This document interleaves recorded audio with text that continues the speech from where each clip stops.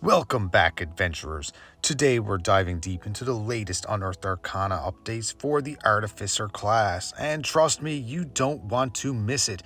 From crafting magical gadgets to exploring new subclasses, I'm going to break down all the exciting changes and how they reshape the Artificer's role in your campaign. Stick around as we unpack everything that we need to know. First, let's go through the core Artificer features. Spellcasting. Artificers continue to use their tools as their spellcasting focus. Tinker's tools, Thieves' tools, or Artisan's tools.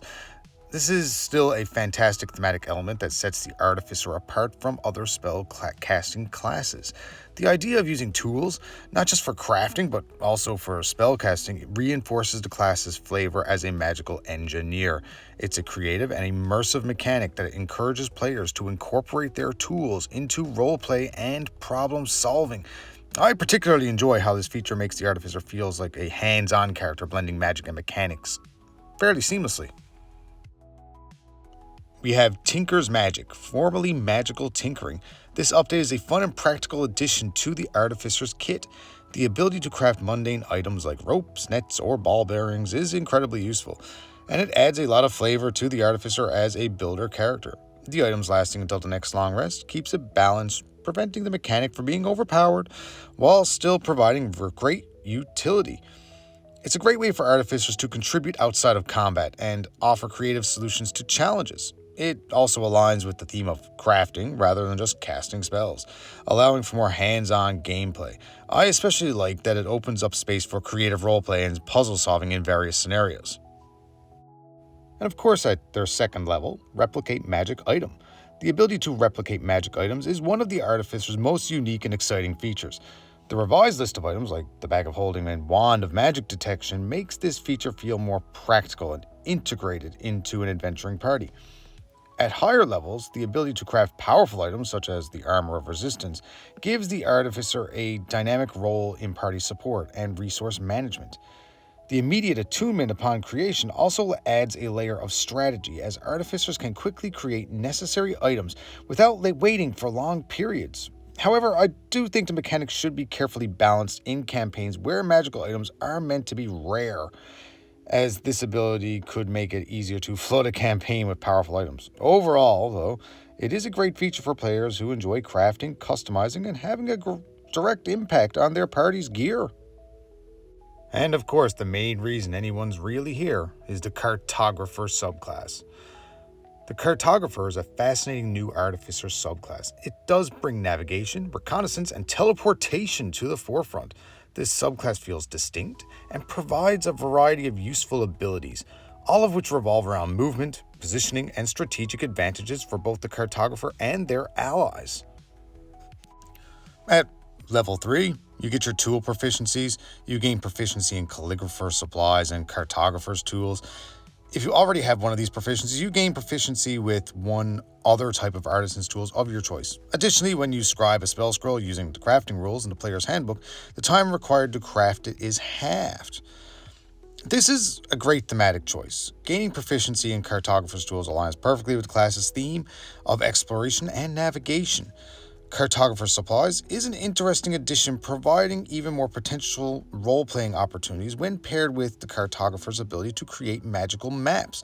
The bonus to spell scroll crafting is a clever mechanical perk that rewards the Cartographer's focus on detail and planning. Overall, I think this is a nice combination of flavor and utility for level 3. Also at level 3, Cartographer spells. When you reach an Artificer level specified in the Cartographer spells table, you gain access to the following spells. 3rd level, Fairy Fire, Guiding Bolt, Healing Word. 5th level, Locate Object, Mind Spike. 9th level, Clairvoyance and Haste. 13th level, Freedom of Movement, Locate Creature. And at 17th level, Scrying and Teleportation Circle. The choice of spells for the Cartographer, I think, is well thought out. Many of these spells directly support the subclass's theme of movement, positioning, and visibility. Spells like Fairy Fire and Guiding Bolt help that with revealing hidden enemies and setting up allies for attacks. Healing Word is a nice support spell to keep allies alive during exploration or combat. And later on, spells like Teleportation Circle and Scrying really emphasize the Cartographer's role in navigating vast distances and gathering information. This spell list is versatile, balancing utility with support and offering lots of tactical depth. Also at level 3, Adventurer's Atlas. Whenever you finish a long rest while holding Cartographer's tools, you create magical maps for up to 1 plus your intelligence modifier minimum of 2 creatures. These maps have several benefits. Awareness adds 1d4 to initiative rolls. Positioning knows the location of all other map holders and spell effects can target them even if they are out of sight as long as they are within range. I think this feature really stands out as it grants a unique tactical advantage to the entire party. The awareness benefit is useful in getting the jump on enemies, especially in situations like surprise rounds or ambushes. The positioning benefit is even more potent. It essentially allows the Cartographer's party to work as a single unit, bypassing line of sight restrictions and making targeting much easier. This is a great addition to a party that likes to coordinate their actions and can enhance both combat and exploration. It also fits perfectly with the Cartographer's theme of sharing knowledge and guiding allies. They really do get a lot at level 3. Scouting gadgets. Boost. On your turn, you can expend half your movement to teleport to an unoccupied space within 10 feet. Radar. You can cast Fairy Fire without expending a spell slot a number of times equal to your intelligence modifier, minimum of once, regaining all uses after a long rest. The mobility granted by Boost allows the Cartographer to reposition quickly, which is fantastic for both escaping danger and getting into strategic positions. It's a great tool for scouting and maintaining tactical flexibility. The Radar ability, which allows Fairy Fire to be cast freely, is a great way to add additional utility to the Cartographer's toolkit. Not only does it help illuminate enemies, but it also gives the Cartographer a way to benefit from Fairy Fire's tactical advantage without worrying about spell slots. This ability significantly boosts the Cartographer's effectiveness, especially in combat scenarios where visibility can be a game changer. Now at level 5, Portal Jump. As a bonus action, you can teleport up to 60 feet to an unoccupied space you can see. You regain all expended uses after a long rest. Additionally, you can teleport for free if the destination space is within 5 feet of a map holder, destroying the map in the process. The ability to teleport as a bonus action is powerful and thematically perfect for a Cartographer. It allows for quick repositioning, aiding both exploration and combat. The added flexibility of using the map holders for free teleportation makes this even more potent in a party setting.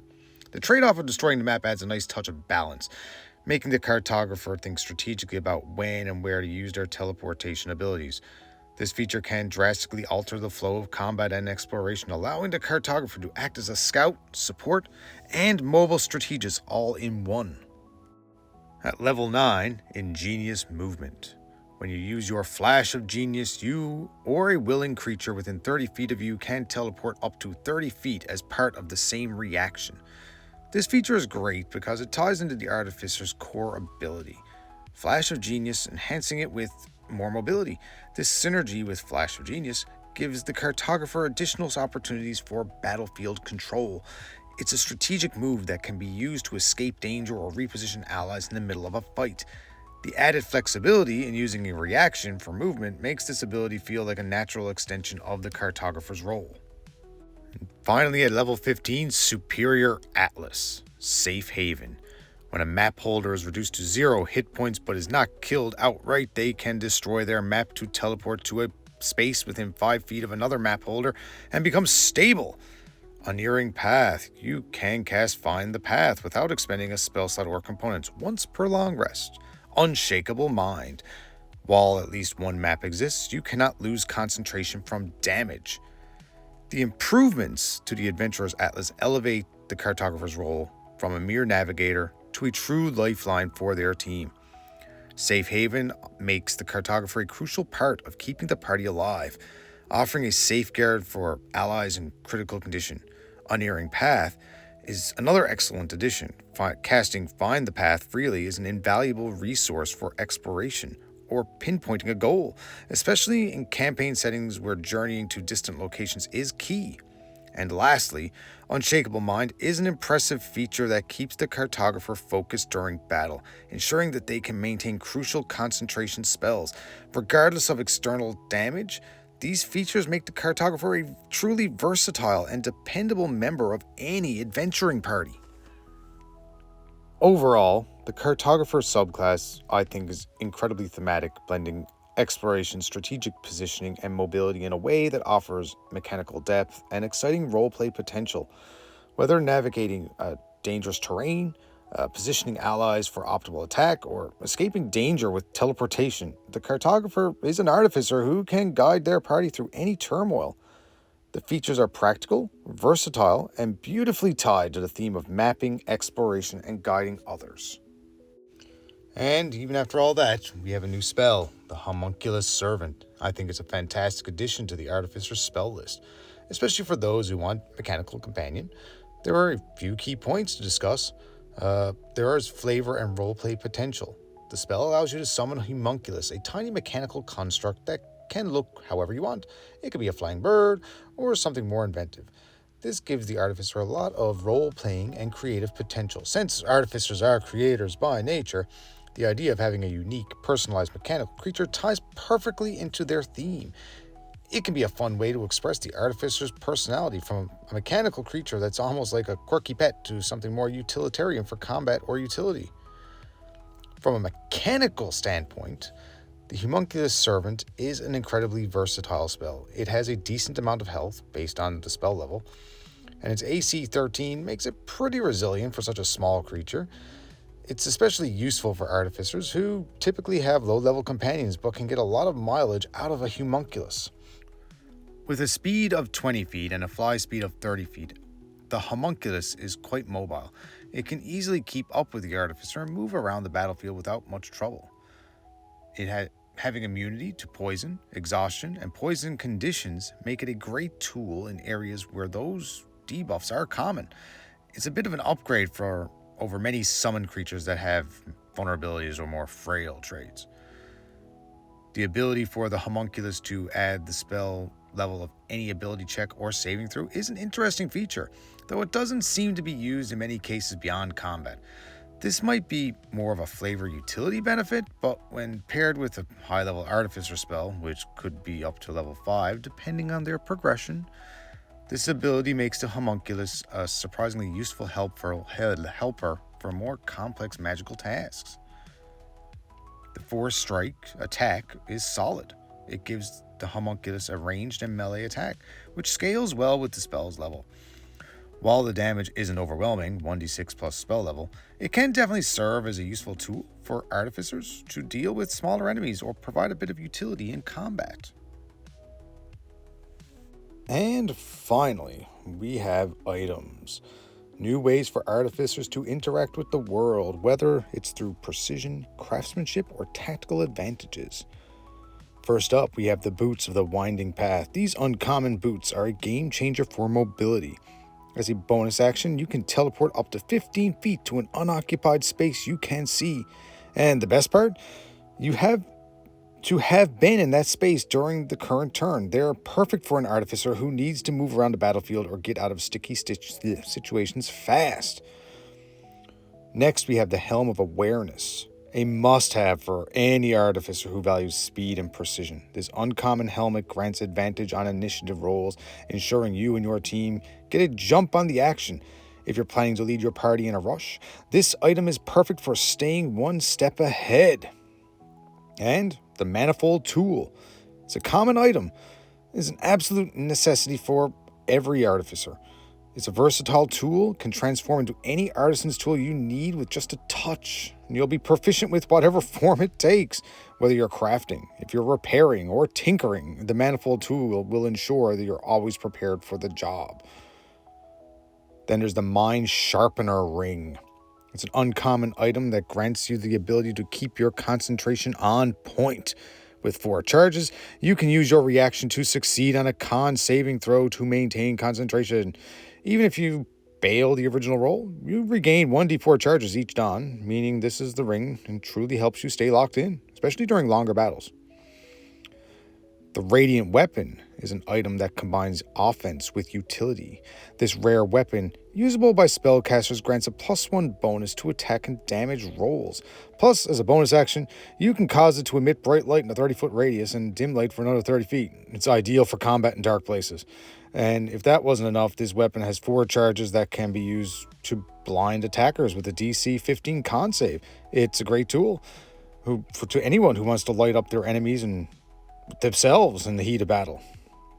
And for anyone who likes ranged combat, Repeating Shot Weapon is an uncommon magic item that makes your ranged attacks even better.